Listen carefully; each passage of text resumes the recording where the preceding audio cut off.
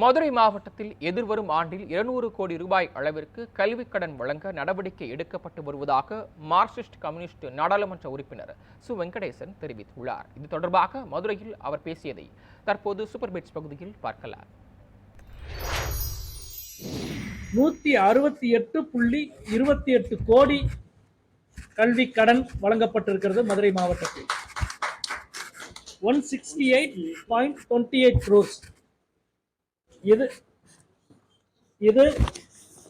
இந்த ஆண்டு நமக்கு விண்ணப்பித்திருக்கிற மாணவர்களின் எண்ணிக்கை 2627. அவர்களில் 2078 விண்ணப்பங்கள் ஏற்றுக்கொள்ளப்பட்டு 168.28 கோடி கல்வி கடன் வழங்கப்பட்டிருக்கிறது. இது 80% என்பது, அதாவது விண்ணப்பித்தவர்களில் 80% மாணவர்களுக்கு நாம் கல்வி கடன் வழங்கியிருக்கிறோம். இவற்றில் குறிப்பாக சொல்ல வேண்டும் என்றால் 12 தேசியமயமாக்கப்பட்ட வங்கிகள் 1521 மாணவர்களுக்கு 150.69 கோடி கல்வி கடன் வழங்கியிருக்கிறது.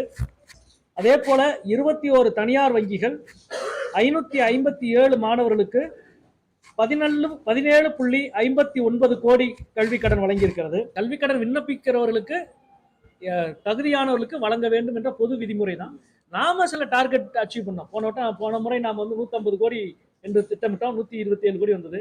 இந்த முறை 200 கோடி என்று நாம மாவட்ட ஆட்சியர் அலுவலகத்தில் நடைபெற்ற வங்கியல் கூட்டத்தில் இந்த ஆண்டு 200 கோடி கல்வி கடன் தர வேண்டும் என்ற ஒரு டார்கெட்டை நம்ம நிச்சயம் பண்ணோம். இப்போ 168.28 கோடி கொடுத்தோம்.